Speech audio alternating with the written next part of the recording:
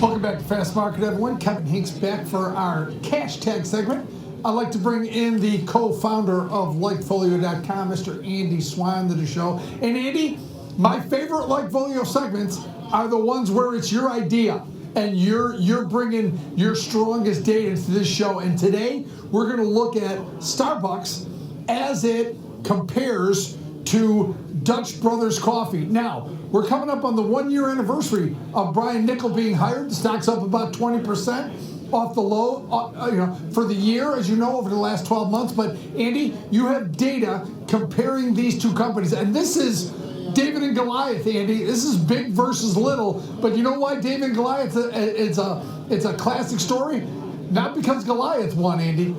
Yeah, that's right. And it's big versus little in a lot of ways. It's big versus little in terms of the store footprint as well. You don't need LikeFolio data to figure this out. It's very helpful.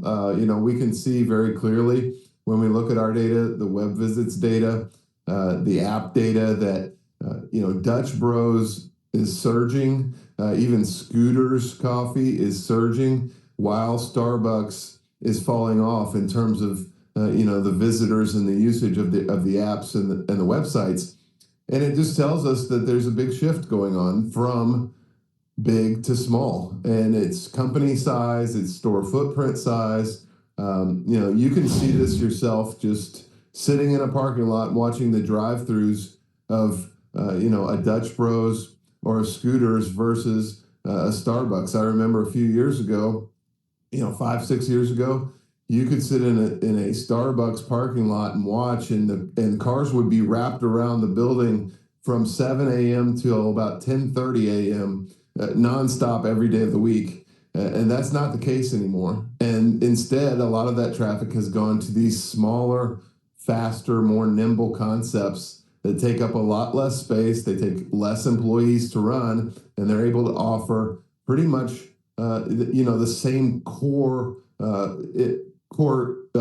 coffee, drinks, and so on that people want. And so the shift is real. The macro shift is real. Starbucks is in a very difficult spot here. They're going to have to be very innovative because this Goliath has a ton of Davids out there coming for it, and they're being very effective. And so you can see this as kind of a death by 1,000 cuts to Starbucks. We see no light at the end of the tunnel here. I think Brian Niccol is a phenomenal executive. What he's done his entire career is turn things around, but this barge is moving down the river towards the waterfall, and it doesn't look like there's much that's going to turn it around at this point.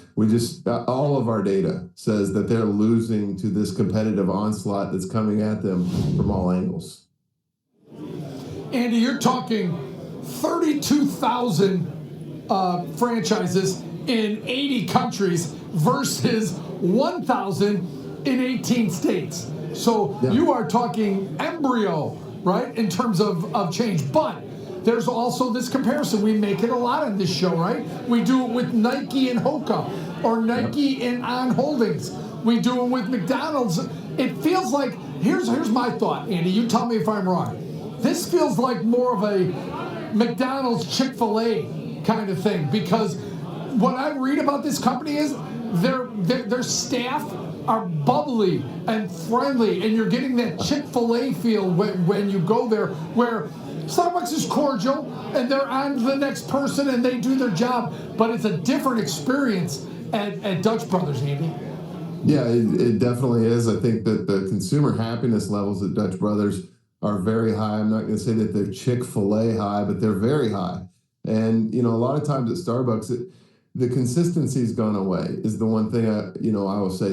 There are some stores where you get a phenomenal experience at Starbucks, and some stores where you can tell everybody that works there wishes they were somewhere else or has some sort of beef with the company, et cetera, and they just simply aren't happy to serve you. And so from a consumer happiness perspective, I think that these smaller units like Dutch Bros, like Scooters, they're able to be a little bit more selective about who they have interacting with the customer because it only takes a few of them. Whereas Starbucks needs significantly more employees to run their stores, and that can dilute the experience a little bit. So, yeah, I'm completely with you. I think Starbucks is kind of old news, and these micro locations seem to have found a better way to serve the customer that the customer is very much responding to.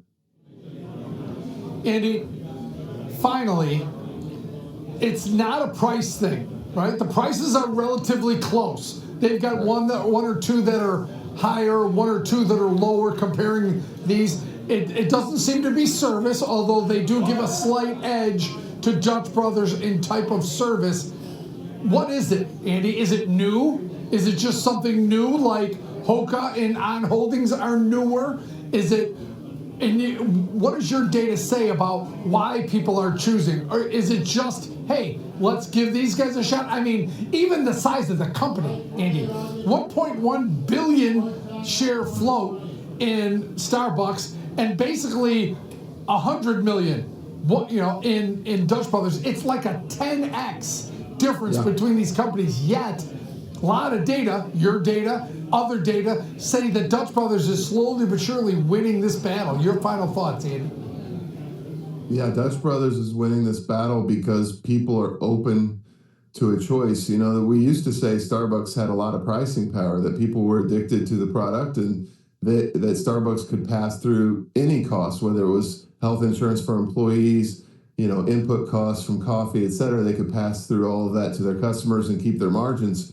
Now that's no longer the case because the competitive offerings are winning, and they're good experiences. A lot of times it's a faster experience, and a lot of times these Dutch Brothers locations or these Scooters locations, they're able to put them in places that Starbucks simply can't fit a store. You drive by some of these, and what used to just be extra parking for the Kroger or the Publix is now a full service Dutch Bros, with the drive-through, and they're serving, hundreds of customers an hour, or 100 customers an hour. And it's transformative in terms of the locations that they can pick. They can be more in your way as a consumer in terms of your drive.